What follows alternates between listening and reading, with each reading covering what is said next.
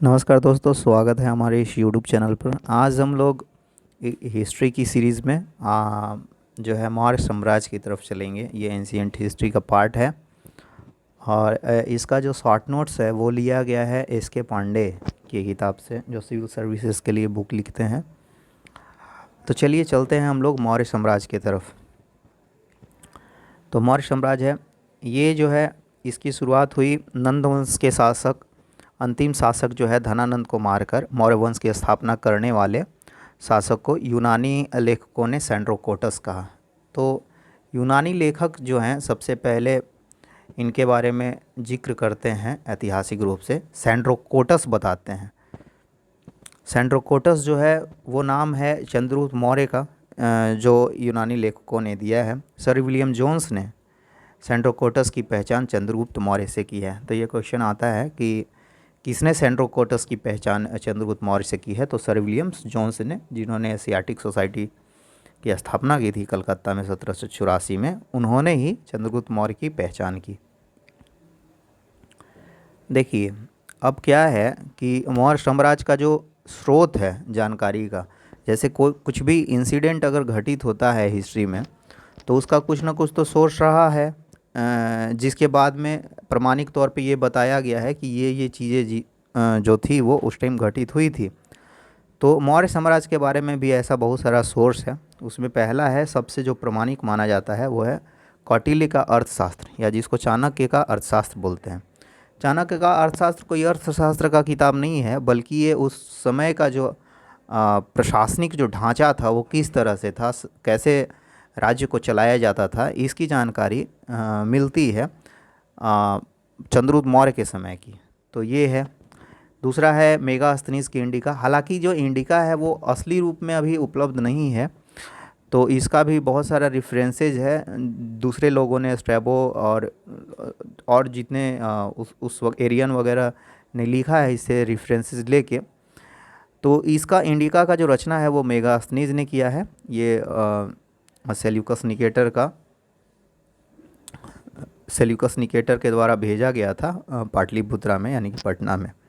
चंद्रगुप्त मौर्य का दरबार में ये आया था। रुद्रदामन का जूनागढ़ अभिलेख है, ये शक शासक था रुद्रदामन।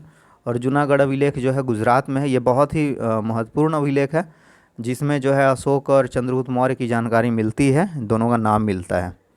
विशाखदत्त की मुद्रा राक्षस तथा ढूंढीराज की मुद्रा राक्षस पर टीका।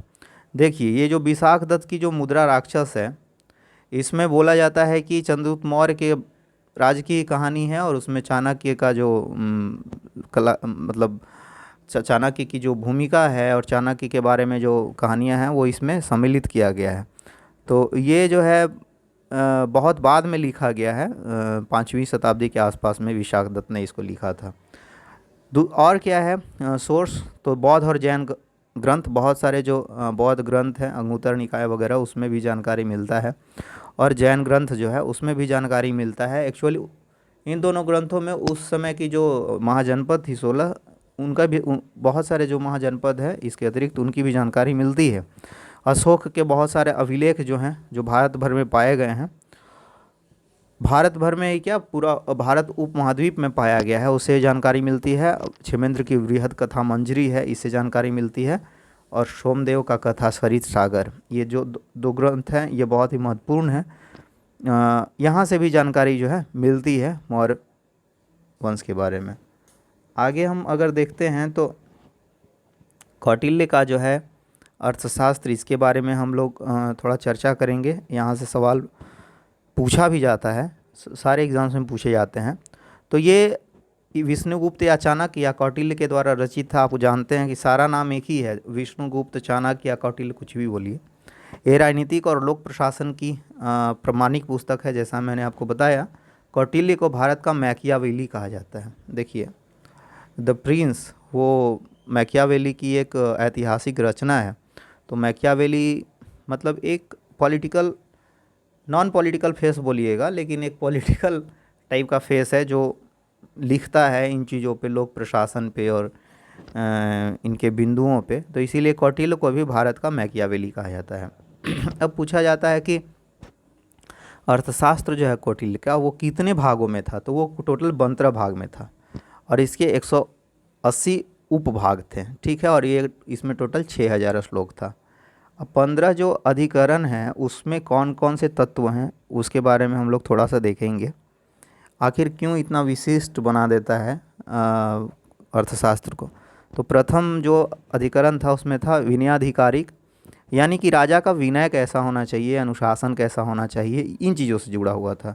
दूसरा था अध्यक्ष प्रचार, इसमें जो है 26 अध्यक्ष और उनके कार्य दिए हुए थे, यानी कि एक मंत्रालय टाइप का था।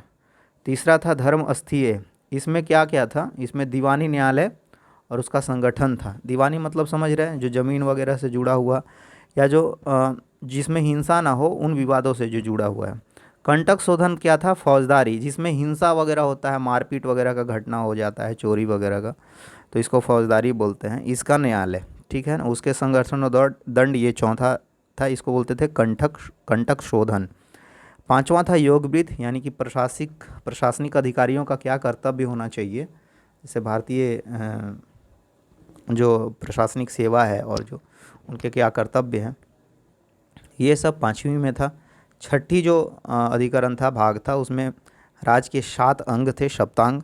सातवां अधिकरण जो था उसमें षाड्मून्य था, 6 तत्व थे इसमें, संधि, विग्रह, यान, आसन, संशय, द्वैधी भाव से युक्त विदेश नीति, ये सारा जो था कैसे संधि करना है किसी से, उनके साथ में रखना है कैसा विदेश नीति, ये सारा छठा में था, सातवां अधिकरण में। आठवां में था व्यसनाधिकारिक, यानी कि राज के लिए घातक सभी व्यसन, ठीक है ना। तो ये इससे बचने के लिए बाज़ाब्ता जो है नीति लाया गया था कि कोई जो है राज्य को कैसे व्यसनों से बचाया जाए। आगे चलेंगे तो है नवाधिकरण अभियास्यत्य कर्म, दूसरे राज्यों पर आक्रमण के पहलू क्या क्या हो सकते हैं। 10वां था संग्रामिक युद्ध संबंधी विजय नियम, ठीक है, ये अलग से इसका था। 11वां था संगवित मित्र राज्यों में फूट कैसे डालना है, जो हमारा जो कोई बाहरी राज्य शत्रु है तो उसमें फूट डालना कैसे है ताकि उस पर राज किया जा सके, ये था। 12वां था आब्लियस, यानी कि कमज़ोर राजा द्वारा जो बचाव कैसे किया जा सकता है। मान लीजिए कि कोई राजा ऐसा हो जो कमज़ोर हो जाए, मान लीजिए मौर्य समय का ही बहुत सारे राजा कमज़ोर थे, जैसे बृहद्रथ कमज़ोर था, तो वो कैसे अपने आप को बचा सकता है, इसकी भी जानकारी थी। और ये था 12वां अधिकरण में। अगर हम 13वां देखते हैं तो इसमें था दुर्ग लंबोपात्र, यानी कि शत्रु देश के दुर्ग पर कैसे कब्जा करना है। 14वां जो था औपनिषदक था, यानी कि औषधि मंत्र रहस्य वगैरह का वर्णन था इसमें। 15वां जो अधिकरण था वो तंत्र युक्ति से जुड़ा हुआ था, अर्थशास्त्र द्वारा उल्लिखित जो नियम है तंत्र युक्ति का, उसमें। अर्थशास्त्र में पाटलिपुत्र एवं मौर्य शासक का नाम नहीं है, ठीक है, तो यहाँ पर ये ध्यान देने योग्य बात है। ये पूरी तरीके से खाली सिर्फ प्रशासनिक चीज़ों के बारे में व्याख्या करता है। 4वीं शताब्दी ईस्वी के विशाखदत्त द्वारा रचित संस्कृत नाटक मुद्रा राक्षस में कौटिल्य द्वारा नंदवंश की सत्ता पलटने का वर्णन है।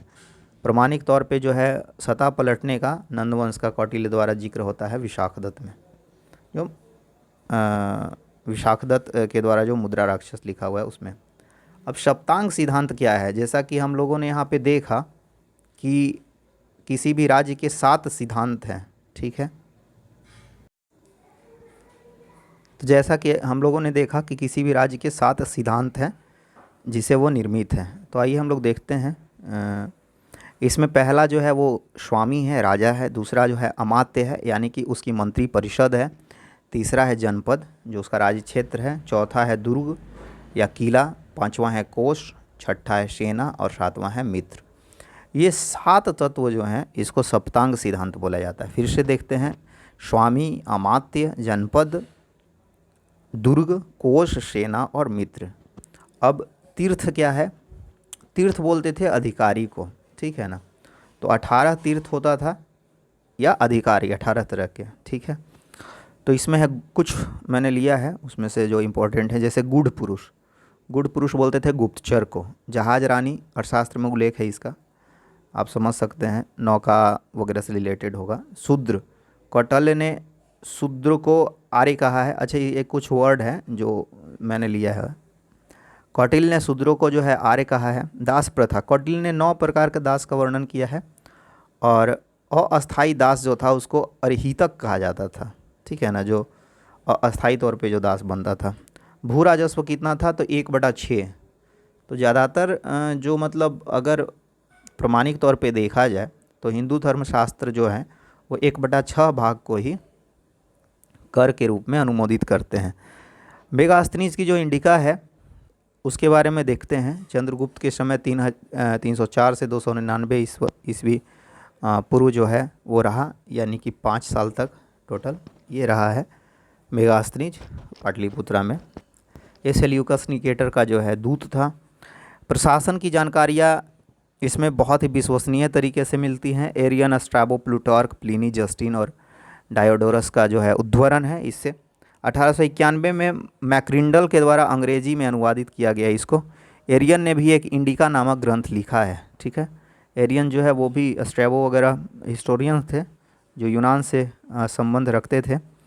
शासन का वर्णन है इसमें सैंड्रोकोटस यानी कि चंद्रगुप्त मौर्य का वर्णन है। महिला अंगरक्षक का इसमें वर्णन है, तो ये बड़ा ध्यान देने योग्य बात है, यहाँ पर महिला अंगरक्षक का वर्णन है। पाटलिपुत्र नगर का वर्णन है। पोलीब्रोथा के नाम से जो है वर्णन है, गंगा सोन का संगम पे था। तो पोलीब्रोथा जो है पाटलिपुत्रा को कहा जा रहा है।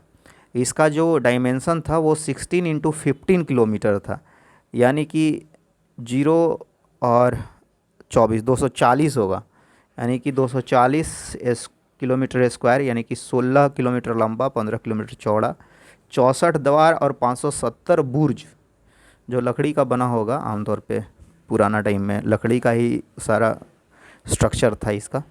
नगर प्रशासन है वो 6 समितियों द्वारा संचालित होता था, और सैन्य प्रशासन जो है 6 समितियों द्वारा संचालित होता था। राजस्व, भू राजस्व 1/4 था। कौटिल्य ने बोला है कि 1/6 था राजस्व। उत्तरा पथ का वर्णन है, यानी कि सड़क जो है बंगाल से जो सोनारगांव जाता है, जो बाद में अभी NH2 जिसको बोलते हैं, इसका निर्माण चंद्रगुप्त मौर्य के समय में हुआ। शेरशाह सूरी और ऑकलैंड ने भी जो है इसको पुनर्निर्माण करवाया बाद में। शेरशाह के सूरी द्वारा मरम्मत तथा गवर्नर जनरल ऑकलैंड द्वारा भी मरम्मत 1836 से 42 में। तो ये जो है कुछ जानकारी जो है मिलता है हमको मेगास्थनीज के इंडिका से। अब आगे हम लोग चलते हैं, और क्या जानकारी है यहाँ पे। सोने के खान का वर्णन है। दर्दिस्तान, कश्मीर से सोना निकालने वाली चींटियों का उल्लेख है। ये कौन कह रहा है? ये मेगास्थनीज कह रहा है कि ये सारी चीज़ें जो है उस वक़्त था। किस वक़्त? मौर्य साम्राज्य के समय में। मेगास्थनीज का भ्रामक वर्णन मिलता है देखने के लिए। जैसे कुछ चीज़ें ऐसे इस तरह का वो लिखता है जो कि बहुत ही भ्रामक है, इल्यूजन क्रिएट करता है। जैसे 7 जातियों का उल्लेख, तो भारत में तो कभी 7 जाति रहा नहीं, या तो 4 वर्ण है या तो जाति बहुत ज़्यादा है। दास प्रथा का न होने का उल्लेख, ये भी भ्रामक है, क्योंकि खुद इंडिया में खुद चाणक्य कह रहा है कि 9 प्रकार के दास होते थे। अकाल न पड़ने का वर्णन, जब अकाल नहीं पड़ेगा तो फिर बहुत सारा जो, अच्छा उस वक्त हो सकता है नहीं भी पड़ता हो, लेकिन अशोक के समय में महागौरा, मानसेहरा और एक और है महागौरा या ऐसा ही कुछ नाम है, सहगौरा, उसका अभिलेख जो है ये बताता है कि पुराने टाइम में खाद जो है उसकी किल्लत हो जाती थी अकाल के समय में, और उसको देने के लिए वो अभिलेख में जिक्र भी है उसका, मानसेहरा और सहगौरा में आई थिंक। तो फिर अकाल तो यानी कि पड़ता ही होगा। देखिए यहाँ पे लिखा भी हुआ है, अशोक का सहगौरा, गोरखपुर और महास्थान बंगाल, ये 2 स्थान पे उल्लेख है ये अकाल पड़ता था। लेखन कला के अभाव का वर्णन, वेद और सूत्र पहले से रचित है, तो लेखन कला कैसे नहीं विकसित होगा, इसलिए इसको थोड़ा सा भ्रामक माना जाता है। महत्वपूर्ण विदेशी लेखक, अब यहाँ पे देखते हैं स्ट्रैबो जो है वो सेल्यूकस चंद्रगुप्त के बीच वैवाहिक संबंध बताता है। जैसे सेल्यूकस निकेटर अपना हारने के बाद अपना बेटी का शादी चंद्रगुप्त मौर्य से किया था, ऐसा कहा जाता है। और महिला अंगरक्षक का जिक्र भी स्ट्रैबो करता है। डियोडोरस बोल रहा है कि डियोडोरस का जो कार्य है वो भारत से जुड़ा हुआ है। प्लिनी जो है नेचुरल हिस्टोरिका लिखता है, इसमें ज़्यादातर जो संगम कालीन जो चीज़ें हैं उसमें लिखा हुआ है, और प्लिनी जो है आंसू बहा रहा है कि रोम से बहुत सारा जो सोना है वो भारत में आ रहा है। तो इसका नेचुरल हिस्टोरिका जो है बहुत ही फेमस है। एरियन का जान ही रहे हैं, सिकंदर का अभियान के समय में ही साथ में था ये। तो सामाजिक जीवन प्लूटार्क है, ये एंड्रोकोटस और चंद्रगुप्त का वर्णन कर रहा है। जस्टिन जो है सिकंदर के अभियान के समय में था, चंद्रगुप्त की सत्ता का वर्णन कर रहा है। रुद्रदामन के जूनागढ़ अभिलेख को अगर हम लोग देखते हैं, बहुत ही इंपॉर्टेंट है, शक शासक था रुद्रदामन। ठीक है, आगे चलते हैं। 150 ईस्वी में निर्मित चंद्रगुप्त मौर्य और अशोक दोनों के नाम का वर्णन है इसमें, रुद्रदामन के अभिलेख में। ठीक है, बाद में इसमें और भी नाम जुटा, जैसे रुद्रदामन का है और बाद में और भी एक दो नाम है। पुष्यगुप्त मौर्य काल द्वारा सुदर्शन झील बनाने का जिक्र है।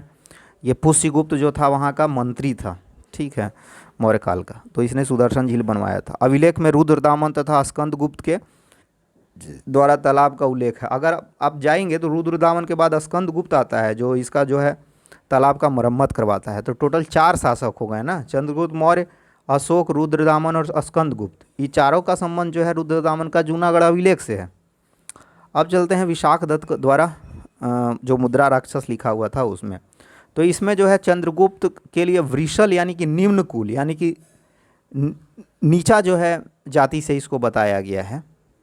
चंद्रगुप्त को जो है धनानंद का पुत्र बताया गया है। ये भी बड़ा भ्रामक है, लेकिन ये लिखना होगा तो आप लिख सकते हैं मेंस वगैरह के राइटिंग में कि इसका यहाँ जिक्र है। अब आगे चलते हैं। बौद्ध ग्रंथ। बौद्ध ग्रंथ जो है महावंश में चंद्रगुप्त का क्षत्रिय रूप में उल्लेख किया गया है। तो महावंश अगर देखते हैं तो महावंश में जो है क्षत्रिय रूप में उल्लेख है। और ग्रंथ दिव्यावदान के अनुसार बिंदुसार, अशोक क्षत्रिय हैं। तो ये भी जो है दोनों बौद्ध ग्रंथ है। जैन ग्रंथ अगर देखते हैं तो हेमचंद्र का जो है परिशिष्ट प्रवन में चंद्रगुप्त मौर्य जो है मयूर पोषकों का लड़का है। ठीक है, क्षेमेंद्रकृत बृहद कथा मंजरी में चंद्रगुप्त मौर्य जो है नंद वंश का शासक कहा गया है। जो बृहद कथा मंजरी जो क्षेमेंद्र के द्वारा रचित है उसमें कथा सरित सागर जो सोमदेव के द्वारा रचित है, इसमें जो है चंद्रगुप्त को नंद ही कहा गया है। तो ये जो है कुछ रिकॉर्ड्स हैं चंद्रगुप्त के बारे में। अशोक का अभिलेख जो है इसके बारे में अगर हम लोग देखते हैं तो सर्वप्रथम 1837 ईस्वी में जेम्स प्रिंसेप ने दिल्ली टोपरा अभिलेख को जो है पढ़ा है। देखिए जो खोज है वो टिफिन थेलर द्वारा 1750 में ही किया गया। यहाँ पे भी स्पष्ट रूप से आ रहा है कि 1750 में ही टिफिन थेलर ने इसको खोज लिया दिल्ली मेरठ अभिलेख को, लेकिन इसको जो है पढ़ा नहीं जा सका था क्योंकि ब्राह्मी लिपि में था ये लिखा हुआ। तो जेम्स प्रिंसेप आते हैं और 1837 में जो है इसको पढ़ते हैं। तो ये बहुत ही इम्पोर्टेंट है। 3 वर्ग जो है इसका, 3 तरह के जो है लेख होते थे। एक शिला लेख पत्थर पे, एक स्तंभ लेख, स्तंभ जो पत्थर का बना होता है उस पे, और एक गुहा लेख जो गुफाओं में जो उत्कीर्ण था। तो शिलालेख भी 2 तरह का, एक बृहद एक लघु, यानी कि बड़ा वाला शिलालेख बड़ा पत्थर पे लिखा हुआ और छोटा पत्थर पे। फिर स्तंभ भी 2, एक छोटा वाला स्तंभ एक बड़ा वाला स्तंभ। और फिर गुहा को तो समझ ही रहे हैं, गुफा में जो केव्स वगैरह में राइटिंग्स होता था उसके लिए है। सभी अभिलेखों की भाषा जो है प्राकृत है, ठीक है ना। लिपि ब्राह्मी है और भाषा प्राकृत है। तो लिपि बहुत सारा है, जैसे कि अगर आप मानसेहरा का अभिलेख देखते हैं जो कि मतलब आरमाइक लिपि में है, क्योंकि वो पाकिस्तान का पश्चिमी बॉर्डर पे पड़ेगा तो आरमाइक या खरोष्टी लिखना होगा ना वहाँ पे ब्राह्मी पढ़ते नहीं थे, और ब्राह्मी पढ़ेंगे किधर, इधर गंगा डेल्टा में। तो ये थोड़ा था यहाँ पे टच। शिलालेख या गुहालेख केवल ब्राह्मी लिपि में, ठीक है। शिलालेख और गुहालेख जो है ब्राह्मी लिपि में, स्तंभ लेख जो है ये बहुत सारा लिपि में जो है लिखा जाता था। अच्छा, आप लोग जानते होंगे ये जो बुस्ट्रोफेडन था, जो उसका लिपि था सिंधु घाटी सभ्यता का, तो उसका एक अलग ही था लिपि जो है, उसका नाम था बुस्ट्रोफेडन। भारत के बाहर के शिलालेख, तो संस्कृत भी तो जो ब्राह्मी लिपि में ही लिखा जाता है, जो वैदिक संस्कृत था उसको। भारत के बाहर का शिलालेख जो है वो देख लीजिए, जो भारत से अभी बाहर में है। शाहबाजगाढ़ी और मानसेहरा अभिलेख जो खरोष्टी में है। तक्षशिला जो है अभिलेख आरमेइक लिपि में है। देखिए वो बाहर का पश्चिमी बॉर्डर है, तो वहाँ पे जाहिर सी बात है कि वहाँ का जो लिपि और भाषा होगा, जिसे आरमेइक, ये बहुत ही अलग तरह का लिपि है। सरकुना ये कंधार में यूनानी और आरमाइक लिपि। लघमान जलालाबाद ये तो अभी अफ़गानिस्तान में पड़ता है, यहाँ पर आरमाइक लिपि है। तो ये जो है बाहर का कुछ जगह हैं। इसमें शाहबाजगढ़ी और मानसेहरा महत्वपूर्ण है। बाकी बात तक्षशिला, सरकूना और लगमान भी आप याद रख सकते हैं। आगे चला जाए, दीर्घ शिलालेख। अब शिलालेख में चलते हैं, लघु और दीर्घ। तो पहले दीर्घ शिलालेख देखेंगे। तो दीर्घ शिलालेख में जो है रॉक एडिक्ट्स, ये जो है शाहबाजगढ़ी पेशावर, मानसेहरा पाकिस्तान, कालसी उत्तराखंड। देखिए ये बहुत ही इंपॉर्टेंट है, कालसी का बार बार पूछता है क्योंकि उत्तराखंड में सिर्फ एक ही शिलालेख मिला है, वो है कालसी। गिरनार काठियावाड़ जो इलाका है गुजरात का, धौलीपुरी में उड़ीसा, जौगढ़ उड़ीसा, ये दो है उड़ीसा का। एरागुडी ये है आंध्र प्रदेश, कर्नूल में। सोपारा महाराष्ट्र, जानते ही हैं सोपारा, नाला सोपारा। अब आगे चलते हैं हम लोग। धौली जौगढ़ के शिलालेख 11, 12, 13 में शिलालेख उत्कीर्ण नहीं है। देखिए ये धौलीगढ़ जो है ये आपका जो है, आ जाओ भाई, ये है आपका उड़ीसा में, ठीक है। तो उसके स्थान पे जो है एक पृथक कलिंग प्रज्ञापन इस यहाँ पर रचित हुआ है, ठीक है। तो 11, 12, 13 उसमें उत्कीर्ण नहीं है। दीर्घ शिलालेख 1 से 14 तक में क्या क्या उत्कीर्ण था, जो अलग अलग जगह पे उत्कीर्ण होता था 1 से 14 तक। तो प्रथम जो लेख है उसमें जीव हत्या पर निषेध है, शुरू में ही जो है जीव हत्या को प्रतिबंध कर दिया गया, ठीक है। तो ये है। दूसरा है चोल चेर पांडे का, ये पूछता है क्वेश्चन, ये बड़ा ही फेवरेट क्वेश्चन है कि चोल चेर पांडे का कौन से अभिलेख में अशोक का जिक्र मिलता है। तो ये जो है दूसरा लेख में मिल रहा है। ये पुराना वाला चोल पांडे जो थे 10वीं शताब्दी नहीं, ये ईसा पूर्व 5वीं से 5वीं शताब्दी के बीच में। तीसरा है 12 वर्ष में यह आज्ञा जारी कि प्रादेशिक रजुक 5वें वर्ष राज का दौरा करें। रजुक जो होते थे एक न्यायाधीश तरह की तरह होते थे। चौथा लेख है, यह है धम्म घोष का वर्णन है, ब्राह्मण माता पिता का आदर करना है, ब्राह्मण और माता पिता का, ठीक है। छठा है, पांचवा कहाँ गायब है भाई,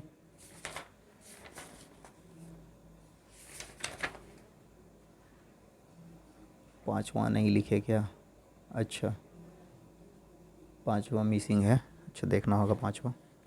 छठा है प्रजा का कार्य सब जगह है, शयन कक्ष में भी इवन प्रजा के कार्य को जगह दिया गया है। सातवां लेख है धार्मिक सहिष्णुता का उल्लेख है, ठीक है।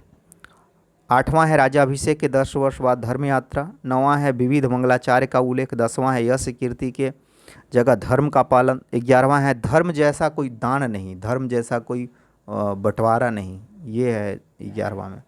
12वां है धार्मिक सहिष्णुता। देख लीजिए धार्मिक सहिष्णुता 7वां में भी है और धार्मिक सहिष्णुता जो है 12वां में भी है, तो इसको ध्यान देना है। 13वां में जो है वो है अभिषेक के 8 वर्ष पश्चात देवताओं का प्रिय राजा प्रियदर्शी का कलिंग पर विजय प्राप्ति। 14वां जो है धौलीगढ़ और जौगढ़ से जुड़ा हुआ है। 11, 12, 13 मिसिंग है इसमें, ये जो है दोनों उड़ीसा में है।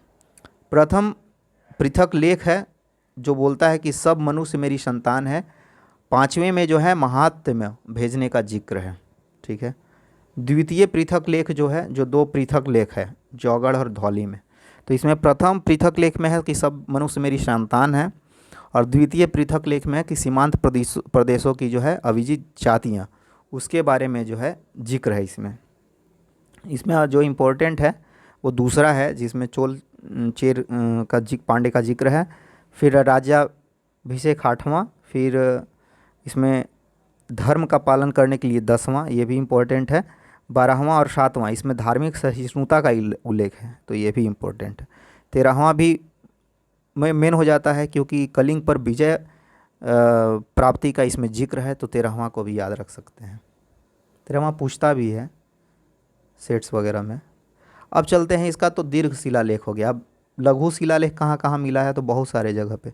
रूपनाथ, गुर्जरा, सासाराम जो बिहार में है, भाबरू का वैराट, ठीक है, यहाँ ये बहुत भाबरू का वैराट, मस्की ये कर्नाटका में है, ये सब इम्पोर्टेंट है। ब्रह्मचारी पूरी इसमें देखेंगे आगे हम लोग कहाँ कहाँ क्या है। जटिंग रामेश्वर एररगुडी आंध्र प्रदेश, गोवी मठ पालकी गुंडू कर्नाटक, राजुल मंडगिरी अहरौरा सारोमारो नेतूर उडेगोलन पनगुडरिया सन्नाती, ये जो है कुछ महत्वपूर्ण शिलालेख हैं, ठीक है। अब आगे चलते हैं हम लोग, महत्वपूर्ण शिलालेख के बारे में थोड़ा सा देख लेते हैं कि इसमें से कौन कौन महत्वपूर्ण में क्या क्या है। जैसे मस्की में ये कर्नाटका में है। अशोक अपने आप को बुद्ध शाक अशोक नाम मिलता है यहाँ पे। तो सबसे पहले मास्क जो हटाता है बुद्ध, ये अशोक, वो मस्की में ही हटाता है, कहता है कि हम ही हैं अशोक, पहचानो मुझे। तो ये कहाँ कहता है? मस्की अभिलेख में। भाब्रू या बैराट का अभिलेख है, ये आई थिंक गुजरात में है। अशोक का नाम प्रियदर्शी, यहाँ पे पहली बार अशोक का नाम मिलता है, ठीक है ना। और बुद्ध धर्म अपनाने का उल्लेख है, तो भाबरू बैराट में है जो बुद्ध धर्म अपनाने का उल्लेख है। नेतुर, तो बुद्ध धर्म अपनाने का उल्लेख कहाँ है पूछता है, तो भाबरू या बैराट में। पहला बार चेहरा जो है सामने लाने का, अपने आप को जो बुद्ध शाक्य कहता है, तो मस्की में। नेतुर या उडेगोलम में अशोक नाम मिलता है, यहाँ से भी। गुर्जरा, इसमें जो है अशोक का नाम मिलता है। एररगुडी, ये उस्ट्रोफेडन अभिलेख है, आंध्र कुर्नूल जिला में है, ठीक है। अब देखिए यहाँ पे जो मस्की अभिलेख है, यहाँ पर ही एक मूर्ति है जिसमें अशोक अपने पत्नी के साथ में है। आप टेम्पल सर्च कीजिएगा तो मिलेगा आपको, वो मस्की अभिलेख के पास में ही है। स्तंभ लेख अगर चलते हैं हम लोग, पिलर एडिक्ट्स, ये तो हो गया रॉक एडिक्ट्स, ठीक है। वो तो शिलालेख है ये। अब पिलर का चलते हैं, तो बृहद स्तंभ और लघु स्तंभ होगा। तो बृहद स्तंभ है 7 लेख, 6 भिन्न भिन्न स्थान पे मिला है। जैसे दिल्ली मेरठ में मिला है, फिरोज शाह तुगलक के द्वारा दिल्ली लाया गया था। इसका खोज जो है टिफिन थेलर किए थे 1750 में, कि ये मौर्य के समय का है। दिल्ली टोपरा फिरोज शाह तुगलक द्वारा ये भी दिल्ली लाया गया, ये अंतिम अभिलेख है। लोरिया, देखिए अब 3 जो है ये जो है बिहार में है। लौरिया अरराज चंपारण, लौरिया नंदनगढ़ चंपारण, और लौरिया रामपुरवा, ये भी चंपारण में है। तो बिहार के चंपारण में से 3 है, लौरिया अरराज, लौरिया नंदनगढ़ और रामपुरवा। छठा जो है वो प्रयाग के पास मिला है, अकबर के शासन में। जहांगीर द्वारा इलाहाबाद जो प्रयाग का अभिलेख है, आप जानते ही होंगे, उस पर बहुत सारे राजाओं का जिक्र है नाम का। तो यही जो है यहीं पे जो है इसी में जो है बाद में और भी राजाओं का जिक्र किया गया है, समुद्रगुप्त और जहांगीर वगैरह का। तो आप यहाँ देख सकते हैं। आगे चलते हैं हम लोग स्तंभ लेख में ही।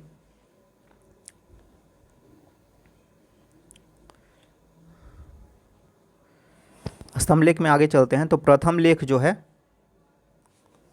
स्तंभ लेख में आगे चलते हैं हम लोग।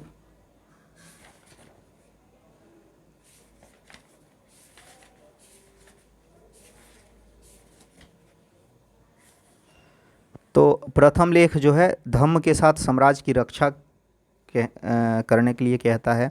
द्वितीय लेख में पाप से दूर रहना कहता है, कल्याण, दया, दान, ये सब का जिक्र है। तृतीय में है आत्म परीक्षण का, यानी कि निंजती जिसको बोलते हैं, मनसा वाचा कर्मणा से, मन कर्मवाणी से।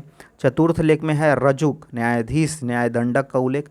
5वां लेख में है राज्याभिषेक के 26 वर्ष बाद प्राणियों का वध वर्जित। 6ठा में है धार्मिक सहिष्णुता का उल्लेख। देखिए धार्मिक सहिष्णुता बार बार आ रहा है, चाहे स्तंभ लेख हो चाहे शिला लेख हो, ठीक है ना। पिलर एडिक्ट्स और उसमें रॉक एडिक्ट्स दोनों में। 7वां है दिल्ली का टोपरा अभिलेख, धर्म की वृद्धि के लिए कार्य। ये तो हो गया स्तंभ लेख दीर्घ का। अब चलते हैं लघु स्तंभ लेख, यानी कि छोटा छोटा जो स्तंभ था उसका। तो यह है सांची में, यहाँ पे महामात्रों को संघ भेद से रोका गया है, यानी कि अंदर में जो पॉलिटिक्स होता था उससे बचाने के लिए सांची में ऐसा लिखा गया है। सारनाथ में महामात्रों को संघ भेद रोकने का आदेश है। कौशाम्बी में अशोक की पत्नी कारुवाकी और बेटा तीवर, देखिए बेटा और पत्नी का जिक्र आ रहा है कहाँ, कौशाम्बी में, यानी कि इलाहाबाद में बेटा और पत्नी का जिक्र आ रहा है, उसका उल्लेख है। रूमिनदेई में 20 वर्ष बाद यहाँ पर आया था। पहला बार अशोक जो है रूमिनदेई गया था, बुद्ध का जो जन्म स्थल है वहाँ। और वहाँ पर बहुत ही एक मतलब आप वहाँ का स्तंभ अगर देखेंगे नेट से, इंटरनेट के थ्रू, तो बहुत ही खूबसूरत है और बेलनाकार है, ठीक है, उसी पे लिखा हुआ है। सबसे छोटा अभिलेख है ये। निगलवा या निगाली का अभिलेख है, 12 वर्ष बाद यहाँ पे आया था कोनक मुनि का स्तूप संवर्धन करने के लिए, तो यहाँ पर है। तो ये टोटल जो है 5 है लघु स्तंभ लेख। चलते हैं गुहा लेख, यानी कि गुहा समझ रहे हैं, यानी कि जो ये जो है जुड़ा हुआ है आपका केव से, केव इंस्क्रिप्शन से। 12वें और 19वें वर्ष में सुदामा गुफा, कर्ण गुफा आजीविक संप्रदाय को दान दिया था, तो इसका जिक्र है। बराबर की पहाड़ियाँ जो बिहार में है, इसका आधुनिक नाम जो है वो खलवीतक पर्वत है, ये गया में है। 12वें वर्ष में विश्व झोपड़ी का गुफा निर्माण करवाया था। और पौत्र जो दशरथ है, जो इसका पौत्र था दशरथ, वो कहा जाता है कि आजीविक हो गया था, ये आजीविकों को जो है समर्थन करता था। ये नागार्जुन पहाड़ी में आजीविकों को जो है दान किया था। गोपी लोमहर्ष ये क्या है, बड़थिका है, बड़थिका। इसमें जो भाषा है वो प्राकृत और लिपि ब्राह्मी थी उस समय। नागार्जुन पहाड़ियों का जो है जिक्र अगर आए तो उसमें आप टिक करेंगे पौत्र दशरथ जो है, अशोक का जो पौत्र है दशरथ, उसने आजीविकों को दान में दिया था नागार्जुन पहाड़ी का गुफा बना के। आगे चलते हैं, मौर्यकालीन अन्य अभिलेख जो हैं, ठीक है। तो पहला जो अभिलेख है इसमें देखेंगे तो पान गोरारिया का अभिलेख, मध्य प्रदेश का सीहोर जिला, अशोक को राजकुमार इसमें कहा गया। लंपक अभिलेख, इसमें काबुल सीरियाई भाषा का उल्लेख है। महास्थान अभिलेख, इसमें पश्चिम बंगाल महामात्य द्वारा अकाल के समय का सहायता का जिक्र है, ये पश्चिम बंगाल में है। सहगौरा अभिलेख, ये गोरखपुर में है, ठीक है। तो यहाँ भी अकाल का जिक्र है। तो महास्थान और सहगौरा ये दो अभिलेख इसीलिए महत्वपूर्ण हो जाता है कि यहाँ पर अकाल का जिक्र है। महास्थान कहाँ है, बंगाल में है। सहगौरा कहाँ है, गोरखपुर में है। इसके बाद में दो ऊपर अभिलेख आप देख लिए, लंपक काबुल में सीरियाई भाषा में है, और पानगोरारिया ये जो है मध्य प्रदेश में है। इसमें अशोक को राजकुमार कहा गया। 1879 ईस्वी में भारतीय पुरातत्व के जन्मदाता अलेक्जेंडर कनीमिंग ने अशोक के लेखों का एक संग्रह कार्पस स्प्रिसनम इंडिकेरम में प्रकाशित करवाया है। इसका जो लेख का संग्रह है उसको कनिंघम ने, जिसको भारतीय पुरातात्विक मतलब जो इंडियन और आर्कियोलॉजिकल सोर्सेज का जो डिपार्टमेंट है उसका जो है जन्मदाता कहा जाता है। अब देखिए कनगनहल्ली में अशोक की प्रतिमा मिली है। यहीं पे जो है कनगनहल्ली ही है, ये इम्पोर्टेंट है। ये कनगनहल्ली में जो है अशोक अपने पत्नी के साथ में उसकी प्रतिमा जो है कनगनहल्ली में मिला है। तो ये बहुत ही महत्वपूर्ण बिंदु है।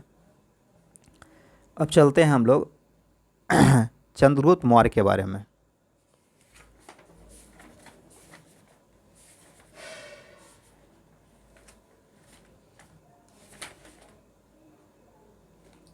ठीक है, तो इसके जन्म के बारे में, जाति के बारे में विद्वानों में मतभेद है। कोई इसको क्षुद्र कहते हैं को, ठीक है ना। जैसे ब्राह्मण ग्रंथ में इसको क्षुद्र कहा गया है। विष्णु पुराण ढूंढीराज का मुद्रा राक्षस पर टीका में विशल या शूद्र, विशाखदत्त भी शूद्र बोलता है। पारसिक जो है स्पूनर के मतानुसार ये जो है पारसिक था। पारसिक बोलते हैं मतलब जो ईरानियन मूल का होगा। क्षत्रिय है, क्षत्रिय कहते हैं बौद्ध जैन धर्म। लौरिया नंदनगढ़ जो चंपारण वाला जो शिलालेख है, स्तंभ लेख, उसमें इसको जो है मौर्य क्षत्रिय कहा गया है। ग्रून वेडल भी यही कहते हैं। राजारोहण चंद्रगुप्त मौर्य की जो है। बेबीलोन की संधि, चंद्रगुप्त की मृत्यु के बाद में राज्यारोहण इसका हुआ। सिकंदर का भारतीय प्रदेश का बंटवारा किया गया था, ठीक है, उसी समय इसका राज्याभिषेक हुआ।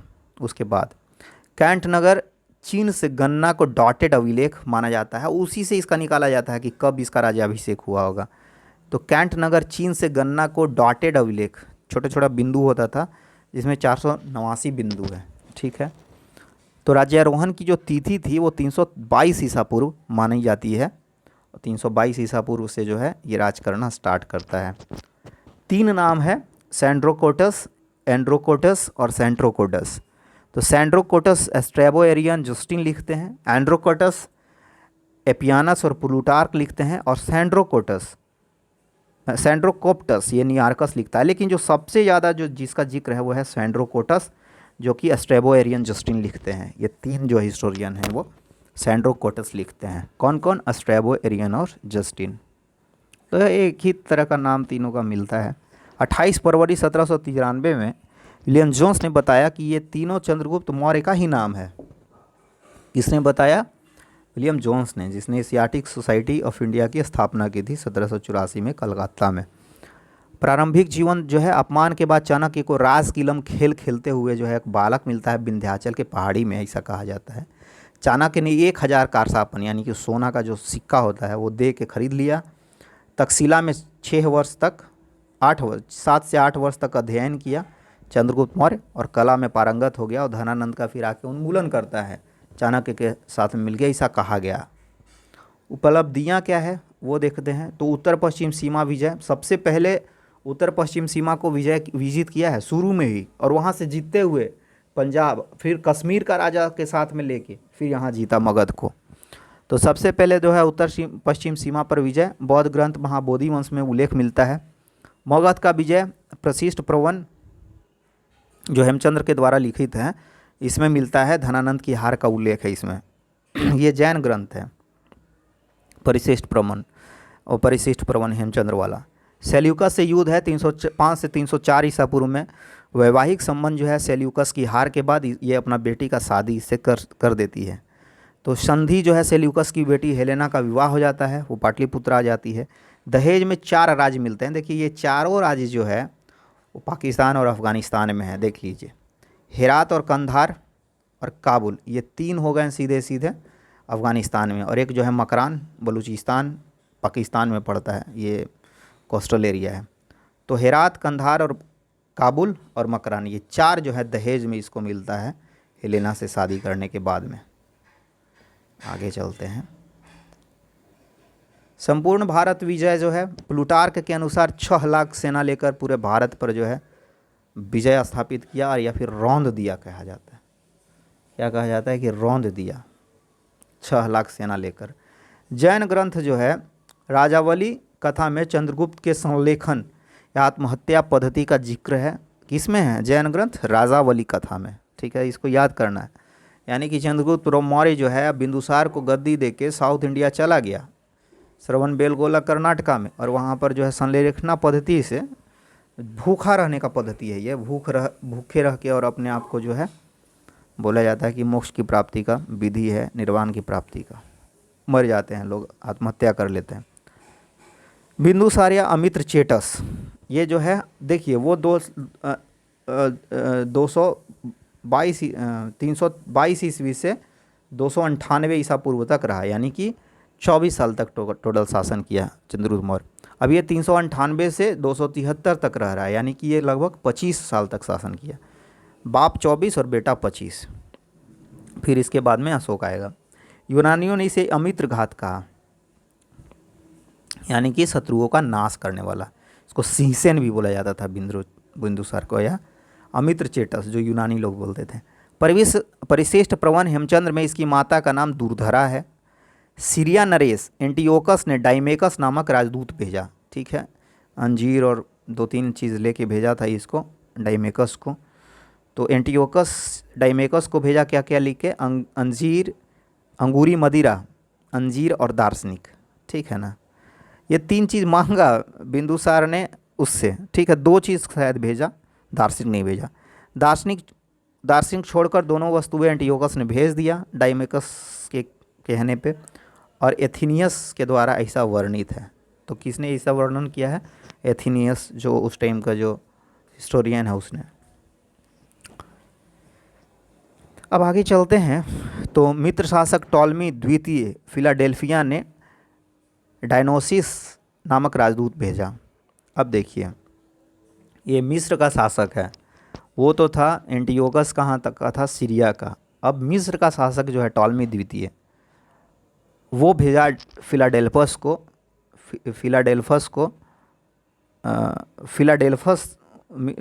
टॉलमी द्वितीय फिलाडेल्फस जो था मिस्र शासक, उसने भेजा डायनोसिस को, ठीक है। दिव्यवदान के अनुसार आजीवक पिंगलवत्स के बिंदुसार से बहुत ही मधुर संबंध थे। पिंगलवत्स जो था आजीविक संप्रदाय का एक आचार्य था। आगे चलते हैं अशोक के बारे में देखते हैं। 273 से 332, यानी कि ये लगभग 41 साल तक शासन करता है। 24, 25, 41 बढ़ते जा रहा है अशोक तक तो शासन किया, ठीक है। आगे देखते हैं इसका 4 अभिलेखों में नाम है मस्की, गुर्जरा, नेतुर और उडेगोलम। पूछ देगा कि कितने विलेखों में नाम है, तो 4। मस्की जो कि गुजरात में है, गुर्जरा ये गुजरात में, ये मस्की कर्नाटका में है, गुर्जरा गुजरात में होगा, नेतुर और उडेगोलम। यहाँ पर 4 अभिलेखों में नाम है इसका। दिव्यावदान में माँ का नाम जो है पाशादिका है, जबकि अशोक जो है अवदानमाला में सुभद्रांगी माँ का नाम बताया गया। स्मिथ के अनुसार अशोका में भी सुभद्रांगी है। पुत्र जो है वो कुणाल महेंद्र है, ये महेंद्र जो है बाहर जाता है। जालौक, राजतरंगिणी, तीवर प्रयाग स्तंभ में जिक्र है। देखिए पुत्र टोटल 4 का जिक्र है, कुणाल, महेंद्र, जालौक और तीवर। जालौक है राजतरंगिणी में जिक्र और तीवर प्रयाग स्तंभ में। पुत्री जो है संघमित्रा और चारुमती है, ये 2 पुत्री का नाम है। राज्याभिषेक जो है 273 ईसा पूर्व में हो रहा है इसका, गद्दी पर बैठा, लेकिन 4 वर्ष बाद 269 ईसा पूर्व में राज्याभिषेक पुनः हुआ इसका। ठीक है, ये पहले गद्दी पे बैठता है तो आप उस समय को भी मान सकते हैं, लेकिन एक राजकीय तौर पे 269 ईसा पूर्व में इसका राज्याभिषेक हो रहा है। राधा गुप्त की सहायता से जो है सुसीम को हटाकर गद्दी प्राप्त की है। सुसीम इसका भाई था अशोक का। 5वें शिलालेख में जीवित भाई और परिवार का उल्लेख है। कुछ भाइयों के हत्या का जो उल्लेख जो है महावंश ग्रंथ में है, और दंत कथा है कि इसने अपने 99 भाइयों को मारा था। ठीक है, तो ये दंत कथा है। कलिंग विजय, राज्याभिषेक के 8 वर्ष बाद अर्थात 9वें वर्ष में 261 ईसा पूर्व, 261 ईसा पूर्व, ये इंपॉर्टेंट है। 13वें शिलालेख में इसका उल्लेख है कलिंग विजय का। राजतरंगिणी के अनुसार कश्मीर के श्रीनगर एवं नेपाल के देवपतन नगर को बसाने वाला जो है यही था अशोक। अशोक का राज्य क्षेत्र सबसे बड़ा है, अंग्रेज़ों से भी बड़ा था। तो भारत का अगर सबसे बड़ा क्षेत्र के हिसाब से अगर राजा देखा जाए तो अशोक है। तो ये 2 इम्पोर्टेंट आपको चीज़ याद रखना है इसमें से। अशोक का जो है धर्म परिवर्तन, कलहन की राजतरंगिणी से पता चलता है कि वह पहले शैव धर्मी था। अपने भाई सुमन के पुत्र निग्रोथ को भिक्षा मांगते देखकर प्रभावित हुआ। देखिए यहाँ पर भी उसका भाई का नाम आ रहा है सुमन, यानी कि सारा भाई का ये हत्या नहीं किया है, तो स्पष्ट है। तो अपने भाई का जो पुत्र है निग्रोथ, उसको भिक्षा मांगते देखा तो द्रवित हो उठा, प्रभावित हुआ। लेकिन बाद में उपगुप्त ने जो है बौद्ध धर्म में अशोक को दीक्षित किया है। भाई नहीं किया, निग्रोथ नहीं किया, उपगुप्त किया इसको जो है बौद्ध धर्म में दीक्षित। कलिंग युद्ध के बाद जो है विधिवत बौद्ध धर्म स्वीकार किया। 10वें वर्ष बोध गया, 12वें वर्ष निकाली और 20वें वर्ष जो है लुम्बिनी गया। रुमेंदेई का जो अभिलेख आप देखते हैं वो 20वां वर्ष का है।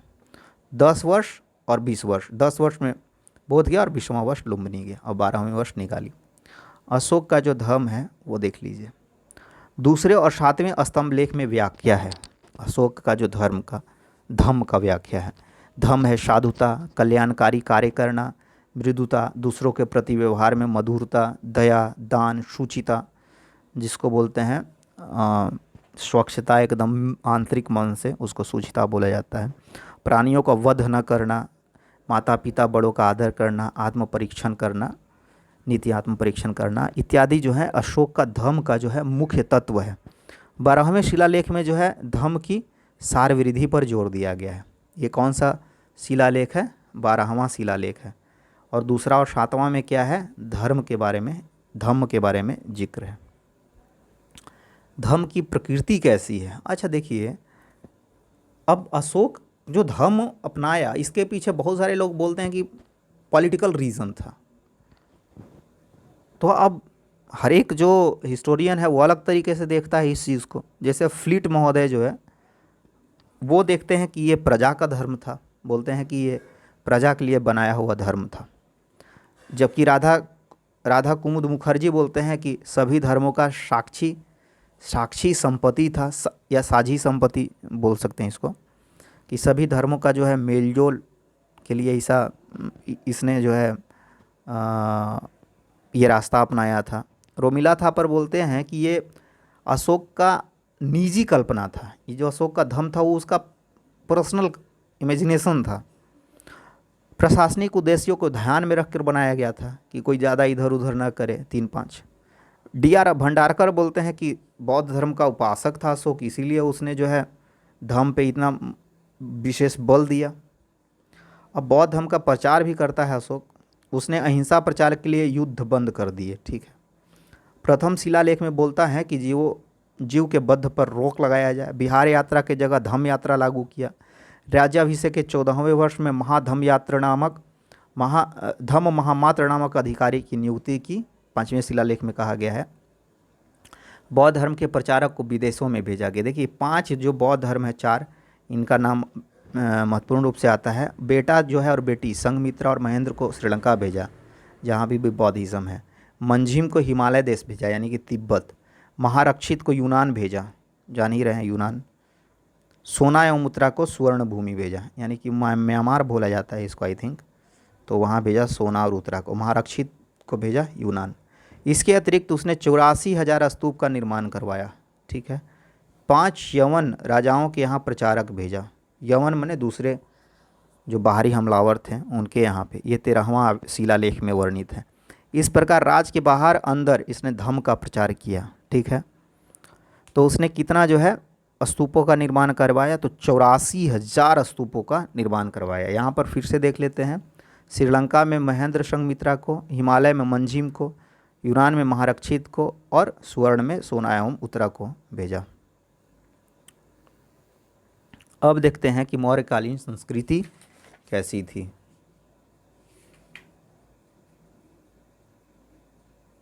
मौर्यकालीन संस्कृति देखेंगे हम लोग, ठीक है। लास्ट अब चल रहे हैं, कुछ और होगा पेजेस। इसकी जानकारी भी कौटिल्य के अर्थशास्त्र, मेगास्थनीज की इंडिका तथा रुद्रदामन के जूनागढ़ अभिलेख से मिलता है। किसका? मौर्यकालीन संस्कृति का। कहाँ से मिलता है? कौटिल्य के अर्थशास्त्र से, मेगास्थनीज के इंडिका से और रुद्रदामन के जूनागढ़ अभिलेख से मिलता है इसका। अर्थशास्त्र के विषय कौन कौन से थे? तो स्वामी, मंत्रिपरिषद, तीर्थ, अध्यक्ष, राजस्व, आर्थिक नियंत्रण, गुप्तचर, दंड व्यवस्था, कूटनीति, ये सब जो है अर्थशास्त्र का विषय था। इंडिका का विषय है नगर प्रशासन, जो मेगास्थनीज का लिखा हुआ है, सैन्य प्रशासन, आर्थिक नियंत्रण वगैरह, ठीक है। तो दोनों का जो कंटेंट था वो अलग अलग था। अब देखते हैं इंडिका का विषय जो है, यह भारत की प्रथम केंद्रीकृत प्रणाली प्रशासन थी। एक मंत्री परिषद थी जिसके सदस्य को 12,000 पूर्ण वार्षिक वेतन मिलता था। यानी कि मंत्री को कितना वेतन मिलता था? एक मंत्री जो होता था मंत्री परिषद में, उसका 12,000 पूर्ण जो है वार्षिक वेतन था। बड़े पदधारकों को यथा प्रधानमंत्री, पुरोहित, सेनापति को लगभग 4 गुना ज़्यादा, यानी कि 48,000 पूर्ण वेतन मिलता था। छोटे मंत्रियों को 12,000 और बड़े मंत्रियों को 48,000 पूर्ण मिलता था। 18 तीर्थ थे, तीर्थ पदाधिकारी को बोला जाता था। देखिए इसमें से कुछ विशिष्ट तीर्थ को मैंने निकाला है। समाहर्ता जो है राजस्व प्रधान था। अभी भी देखिएगा तो डिस्ट्रिक्ट कलेक्टर को समाहर्ता बोला जाता है, अपर समाहर्ता ऐसे करके। व्यवहारिक जो है दीवानी का मुख्य न्यायाधीश था। दीवानी का मुख्य न्यायाधीश, ठीक है, जिसमें ज़मीन वगैरह का झगड़ा होता है, संपत्ति वगैरह से जुड़ा हुआ। नागरिक जो था नगर का प्रधान था। आटविक जो था वन विभाग का प्रधान था। आटविक शब्द से भी आपको पता चल रहा है। दंडपाल जो था सेना का सामग्री जुटाने वाला अधिकारी था। कुछ मैंने लिखा है इसमें से। 26 अध्यक्ष थे, उसमें से मैंने कुछ को लिखा है, आप मेन बुक से देख सकते हैं। पणयाध्यक्ष जो था वाणिज्य विभाग का अध्यक्ष था। ये क्वेश्चन आता है, पणयाध्यक्ष किसका था? वाणिज्य विभाग का।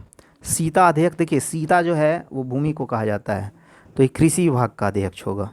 शुल्काध्यक्ष कर वसूलने वाला। मुद्राध्यक्ष पासपोर्ट वगैरह बनाने वाला। और अक्षपटलाध्यक्ष ये जो था महालेखाकार था, ठीक है। सभी को 1,000 पर्ण का, ये लोग को जो है 1,000 पर्ण का वार्षिक वेतन मिलता था। ये जो सभी 26 जो अध्यक्ष होते थे इनको, ये मेगास्थनीज ने इन्हें मजिस्ट्रेट कहा है, ठीक है। प्रांतीय प्रशासन कैसा था वो देखते हैं। तो प्रांत था टोटल जो है, इसमें 5 प्रांत था। उत्तरापथ ये तक्षशिला राजधानी थी। दक्षिणापथ ये सुवर्णगिरी राजधानी थी इसकी। अवंती राष्ट्र जो उज्जैन है, उज्जैन राजधानी थी। प्रासी ये पाटलिपुत्र है, जो अभी पाटलिपुत्री उस समय राजधानी थी मेन, और कलिंग जो है वो तोसली राजधानी थी, इसलिए तोसली जो है बोला जाता था कलिंगा को। तो इसमें अगर थोड़ा सा दिक्कत होगा तो दक्षिणापथ याद रखने में, इसका राजधानी जो है सुवर्णगिरी था। अब देखिए इसमें बहुत ही इम्पोर्टेंट है ये, इसको थोड़ा छोटा कीजिए, अब आ गया, फिर बड़ा कर लेंगे इसको। प्रांतीय प्रशासन जो था, पहला केंद्र था, फिर प्रांत था, फिर मंडल था, फिर आहार था, फिर स्थानीय था, द्रोणमुख, फिर खारवटिक था, संग्रहण था और ग्राम था। आपकी बार यूपीएससी में आया था, ये नहीं आया था, इसी से जुड़ा हुआ आया था। जैसे कि क्वेश्चन आया था कि सूबा, सरकार और परगना में करना था, सीक्वेंस में सजाना था कि पहले परगना होगा, फिर सूबा होगा, फिर सरकार होगा, कि पहले जो है सरकार होगा, परगना होगा, सूबा होगा। उसका राइट आंसर था कि पहले जो है छोटे स्तर पे अगर देखेंगे हम लोग तो देखिए ऊपर से नीचे अगर आते हैं तो पहले होगा, सबसे ऊपर होगा सूबा, फिर सरकार होगा, फिर परगना। और अगर ऐसे चलेंगे नीचे से तो परगना होगा, फिर सरकार होगा, फिर सूबा होगा। ठीक है, तो इसी तरीके से आता है सजाने के लिए केंद्र, प्रांत, मंडल, आहार, स्थानीय, द्रोणमुख, खारवटिक, संग्रहण और ग्राम। देखिए केंद्र जो है ऊपर हो गया, प्रांत उसके नीचे, इसका अधिकारी को आर्यपुत्र या कुमार बोला जाता था। मंडल उसके नीचे कमिश्नरी हो गया, प्रतिष्ठा या प्रादेशिक। आहार हो गया उसके नीचे, ये विषयपति या स्थानिक हो गया। ये जिला, आहार जो है वो जिला के बराबर हो गया। फिर उसके नीचे स्थानीय, ये 800 ग्राम का, ये मान लीजिए अनुमंडल हो गया। द्रोणमुख उसके नीचे यानी कि मंडल हो गया 4000 ग्राम का। उसके नीचे खारवटिक यानी कि इसको बोल सकते हैं पंचायत हो गया। ठीक है, 200 ग्राम का। उसके नीचे संग्रहण, ठीक है, 2-4-10 गांव का हुआ तो 10 गांव का हो गया, इसका गोप होता था अधिकारी। और ग्राम हो गया जो सबसे नीचे। तो ये थोड़ा याद रखना होगा इसको। नगर प्रशासन, नगर प्रमुख अधिकारी ये आता है, तो एस्ट्रोनोमोई था। और सड़क और जिलाधिकारी जो था एग्रोनोमोई। एग्रो से एग्रीकल्चर मत समझ लीजिएगा, यहाँ पर एग्रीकल्चर नहीं है, यहाँ पर सड़क है। ठीक है, और नगर का है एस्ट्रोनोमोई, नगर का एस्ट्रोनोमोई, और सड़क का एग्रोनोमोई। मेगास्त्रीज के अनुसार पाटलिपुत्र नगर का प्रशासन 30 सदस्यों के समूह द्वारा नियंत्रित था, पटना का। और कुल 6 समिति थी, 5-5 सदस्य होंगे एक एक समिति में। मौर्यकालीन प्रमुख अधिकारी जो हैं ये बहुत इंपॉर्टेंट है, इसको हम लोग एक में कर सकते हैं, एक में आ जाएगा, हाँ आ जाएगा, ये एक में यहाँ तक आ जाएगा। अमात्य जो है योग अधिकारियों का समूह था, ये अधिकारी का समूह था अमात्य। अग्रामात्य जो है प्रधानमंत्री होता था। महामात्य जो है नगर का प्रधान अधिकारी। प्रतिष्ठा मंडल का अधिकारी। एस्ट्रोनोमोई अभी देखे हम लोग, नगर अधिकारी। नागरक नगर अधिकारी। एग्रोनोमोई सड़क और जिला और सड़क निर्माण का अधिकारी। ये जो एग्रीकल्चर का मत समझिएगा। रूपदर्शक सिक्का का अधिकारी होता था, सिक्का में जो है रूप दिखाई देगा, तो इसे याद कर सकते हैं। स्वर्णिक जो है टकसाल का था। प्रदेश था फौजदारी न्यायाधीश होता था। व्यवहारिक ये दीवानी होता था। गोप ये 10-15 ग्राम का अधिकारी था, गोप नीचे वाला जो आप लोग देखे थे। स्थानिक जिला ग्राम के बीच का अधिकारी था। भू राजस्व वसूलने का काम जो है स्थानिक ही किया करता था। ठीक है, तो फिर एक बार देखते हैं। अमात्य योग अधिकारी, अग्रामात्य प्रधानमंत्री, महामात्य नगर का प्रधान अधिकारी, प्रतिष्ठा मंडल अधिकारी, एस्ट्रोनोमोई नगर अधिकारी, नागरक नगर अधिकारी, एग्रोनोमोई जिला एवं सड़क निर्माण, रूपदर्शक सिक्का, स्वर्णिक टकसाल अधिकारी, प्रतिष्ठा फौजदारी, व्यवहारिक दीवानी, गोप 10-15 ग्राम का अधिकारी, स्थानिक जिला ग्राम के बीच में कर वसूलने वाला अधिकारी। आगे चलते हैं। अशोक के जो अभिलेख था उसका प्रमुख अधिकारी देखते हैं। धम्म महामात्र 5वें अभिलेख, 5वें शिलालेख में उल्लेख है। इसमें जनता के बीच धम्म का जो प्रचार करता था धम्म महामात्र कहलाता था। 14वां वर्ष में इसको जो है लाया था। रजुक न्यायिक अधिकारी होता था। युक्त रजुक के अधीन राजस्व अधिकारी होता था। झतिझाझा महात्म्य ये स्त्री महात्म्य 12वें शिलालेख में इसका उल्लेख है। तो झति झाखा महात्म्य जो है वो स्त्रियों के बारे में था। अंत महात्म्य सीमावर्ती प्रदेशों में धर्म प्रचार से रिलेटेड है। तो ये जो है कुछ प्रमुख अधिकारी थे ये लोग। ठीक है, धम्म महामात्र, रजुक, युक्त, झतिझागा महात्म्य और अंत महात्म्य। ठीक है, अब आगे देखते हैं गुप्तचर व्यवस्था। बहुत ही इंपॉर्टेंट है ये। गुड़ पुरुष या सर्प महात्म्य कहा जाता था इनको, गुप्तचर लोगों को। दो प्रकार के होते थे, एक संस्था और एक संचरा के द्वारा। तो संस्था में होते थे क्या क्या, संस्था के अंतर्गत काप्टिक होते थे, विद्यार्थी वेश में दूसरे देश में रहते थे, उदास्थित रहते थे, सन्यासी वेश में घूम रहे हैं, गृहपतिक होते थे, किसान वेश में रहते थे, वैदेहक होते थे, व्यापारी भेष में घूमते रहते थे, तापस होते थे, तपस्वी भेष में रहते थे। संचरा में कैसे कैसे लोग आते थे, तो क्षत्रिय होते थे, विशेष प्रशिक्षण उनको दिया जाता था, तीक्ष्ण होते थे, शूरवीर गुप्तचर होते थे, योद्धा टाइप के गुप्तचर।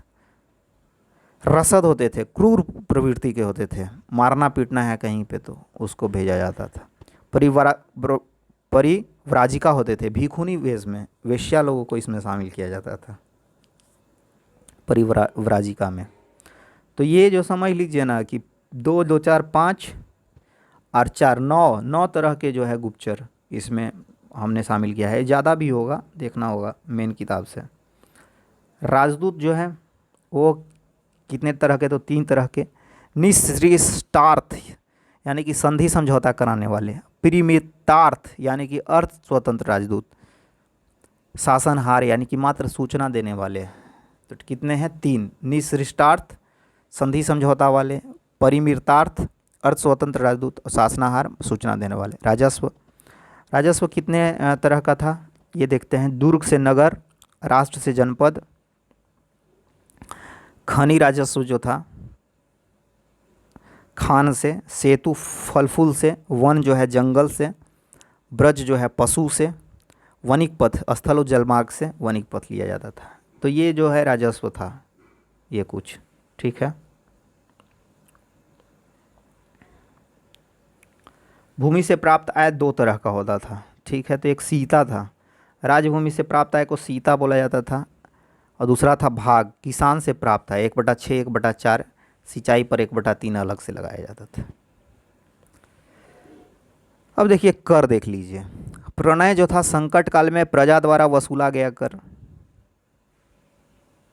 हिरण्य जो था नगद कर था। अब ये पूछता है हिरण्य कैसा कर था, तो हिरण्य नगद कर था। रज्जु था भूमि कर था। विविध ये जो है चारागाह कर था। विष्टि निःशुल्क बेगारी को विष्टि कहा जाता था। आयात कर 1/5 था। ठीक है, छूट जो था देशोपदार या अनुग्रहिक कहा जाता था। निर्यात कर जो था निष्क्राम्य था। तो ये कुछ कर था। वस्तु की बीमा भी की जाती थी, इसको बोला जाता था भय प्रतिकार व्यय। बीमा को क्या बोला जाता था, इंश्योरेंस का प्रणाली था, भय प्रतिकार व्यय। ठीक है, तो वस्तु का, किसी भी वस्तु का बीमा करा सकते थे उस वक्त। तो ये था। सैन्य प्रशासन 6 समितियां 30 सदस्य। एक समिति में कितना होगा, 3 सदस्य।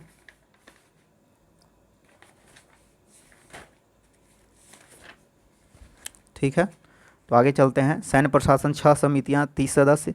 प्रधान अधिकारी का वेतन 48,000 पन। सेना संचालन अधिकारी का वेतन सेना संचालन अधिकारी जो होता था नायक होता था। पैदल सेना 6 भाग में बटा हुआ था। अस्त्र शस्त्र का अधिकारी जो है आयुध गाराध्यक्ष होता था। तो ये था सैन्य प्रशासन। शतघ्नी आयुध, सैकड़ों सैनिक एक बारे में मारे जाते थे, इसको बोलते थे शतघ्नी आयुध। देखिए ये थोड़ा बोरिंग लग सकता है, क्योंकि ये जो है प्रशासनिक ढांचा को समझना है, तो ये सब चीज़ जो है समझना होगा थोड़ा सा। सामाजिक जीवन कैसा था, तो मेगास्थनीज बोल रहा है 7 जाति। एक्चुअली वो 7 तरह के लोगों के बारे में बता रहा है। एक बोलते हैं दार्शनिक, किसान, अहीर, कारीगर, सैनिक, निरीक्षक, सभासद। 9 प्रकार का दास कौटिल्य द्वारा वर्णित है। ठीक है, इसमें तो मेगास्थनीज 7 तरह का जो है जाति कह रहा है। 7 तरह का एक्चुअली सोसाइटी का जो लोग है, समूह है, उसको बता रहा है। स्त्रियों की दशा कैसी थी, तो देखते हैं। स्मृति काल की अपेक्षा स्थिति अच्छी हुई। पुनर्विवाह नियोग की अनुमति थी। सती प्रथा के प्रचलन का प्रमाण नहीं है। ठीक है, उत्तर पश्चिम में कुछ केस यूनानी लेखों के अनुसार हुआ था। गणिका या वेश्याओं का उल्लेख था। रूप जीवा या स्वतंत्र वेश्याएँ थी। रूप जीवा को स्वतंत्र वेश्याओं को रूप जीवा कहा जाता था। और वेश्याओं का उल्लेख है। विधवा विवाह प्रचलित था। विवाह न करने वाली विधवा को छंदवासिनी कहा जाता था और धनाढ़ विधवा को आढ़ विधवा कहा जाता था। आगे चलते हैं। आर्थिक जीवन कैसा था? तो 3 तरह का फसल, हैमन बोला जाता था रबी फसल को, ग्रास्मिक बोला जाता था खरीफ फसल को, और केदार बोला जाता था जायद फसल को। ठीक है, तो 3 तरह का फसल था, हैमन रबी फसल को, ग्रास्मिक खरीफ को और केदार जायद फसल को। राजभूमि की व्यवस्था सीता अध्यक्ष द्वारा होती थी। देख लीजिए, भूमि आएगा तो सीता आएगा, सीता माने भूमि, भूमि अध्यक्ष सीता अध्यक्ष। इससे होने वाली आय को कौटिल्य ने सीता कहा है। सिंचाई प्रबंध को सेतुबंध कहा गया है। मौर्य के समय सौराष्ट्र में सुदर्शन झील का निर्माण कराया गया है। ये तो बार बार आएगा, सुदर्शन झील का निर्माण पुष्पगुप्त ने कराया था। व्यापार जो है, सर्वोच्च अधिकारी इसका पन्याध्यक्ष होता था। मौर्यकाल में व्यापारियों के संगठन को संभूत समुत्थान और समव्यवहारिक कहा जाता था। क्या क्या बोला जाता था? संभूत समुत्थान, जैसे पहले श्रेणी बोला जाता, वैसे ही श्रेणी की जगह पे अब यूज हो रहा है क्या? संभूत समुत्थान या समव्यवहारिक। व्यापार के नेता को सार्थवाह कहा जाता था। सबसे प्रमुख बंदरगाह जो था भड़ौच में था, भृगु कक्ष, जो पुराना, बहुत पुराना बंदरगाह है। सिक्का जो था उसको देखते हैं, बहुत इंपॉर्टेंट है ये। स्वर्ण सिक्का को निष्क कहा जाता था, चांदी के सिक्का को पर्ण बोला जाता था, और तांबा के सिक्का को भासक। और दूसरा नाम क्या था? निष्क या सुवर्ण, पर्ण या रुपये रूप, या भासक या कांकड़ी। ये 3 तरह का जो है सिक्का होता था। आगे चलते हैं। अब कुछ बचा हुआ है, बस 1-2 पेज। ठीक है, तो मौर्य कला तो आप मत ही देखिए, इसमें कुछ वैसा है नहीं कि मौर्य कला बता देते हैं, पढ़ देते हैं, इसको पढ़ देते हैं। ठीक है, छोड़ देते हैं इसको, आप देख लीजिएगा मौर्य कला का। इसमें सांची का महास्तूप है और सारनाथ का धर्मराजी का स्तूप है, तो आप इसको देख सकते हैं।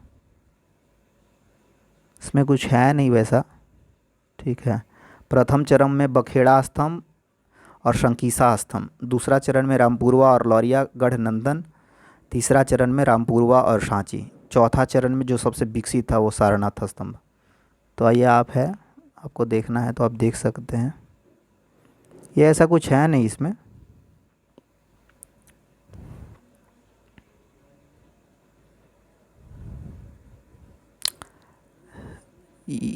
आगे चलते हैं, इसको छोड़ देते हैं। ठीक है, ये राइटिंग्स लिखा हुआ है तो इसको आपको पढ़ना पड़ेगा, तब आएगा समझ में। मौर्य साम्राज्य का पतन का कारण क्या था? तो इसको है अशोक के बाद का कमज़ोर शासक, कुणाल, संप्रति, दशरथ और बृहद्रथ, ये 4 शासक हुए कुल मिला के। संप्रति जैन उपासक था, दशरथ आजीवक उपासक था। बृहद्रथ मौर्य वंश का अंतिम शासक था। उसके ब्राह्मण सेनापति पुष्यमित्र शुंग ने 185 ईसा पूर्व में उसकी हत्या कर नए वंश शुंग वंश की स्थापना की। ठीक है, पतन के कारण क्या थे वो देख लीजिए। ये लास्ट पेज होना चाहिए, लास्ट पेज है। पतन के कारण चलते हैं, अभी हम लोग पतन के कारण देख लेते हैं। ठीक है, फिर इसको आज यहाँ तक रोक देते हैं। 40-45 मिनट हो ही गया होगा, 1 घंटा से ऊपर हो गया। तो अशोक की 232 ईसा पूर्व में मृत्यु के बाद पतन शुरू हुआ। ब्राह्मणों की प्रतिक्रिया, हरिप्रसाद शास्त्री के अनुसार अशोक की अहिंसावादी नीति, ये बोलते हैं हेमचंद राय चौधरी। वित्तीय संकट डी कौशाम्बी के द्वारा कहा गया है, जो बहुत ही इम्पोर्टेंट लेफ्टिस्ट हिस्टोरियन है। दमनकारी शासन, हेमचंद राय चौधरी के अनुसार कहा गया दमनकारी शासन जो इसका मूल में था, इसको ख़त्म होने का। अति केंद्रित शासन, देखिए रोमिला थापर बोली है अति केंद्रित शासन, यानी कि जो शासन का जो सेपरेशन होना चाहिए वो नहीं था। विदेशी विचारों का अपनाना, निहार रंजन राय कहते हैं। उत्तर पश्चिमी सीमा की उपेक्षा, मौर्य का इसकी उपेक्षा, जबकि सीन हुआंग टी जो चाइना का था उसका महादीवार उसने बनाया था 210 ईसा पूर्व में। योग्य उत्तराधिकारी का अभाव, ये कुछ कारण हैं वो जो है बताए गए हैं हिस्टोरियंस के द्वारा। तो आप ये जो है चैप्टर अब यहीं रहने दें, अब मिलेंगे नए वीडियो में इसके बाद का जो चैप्टर है उसके साथ में। धन्यवाद।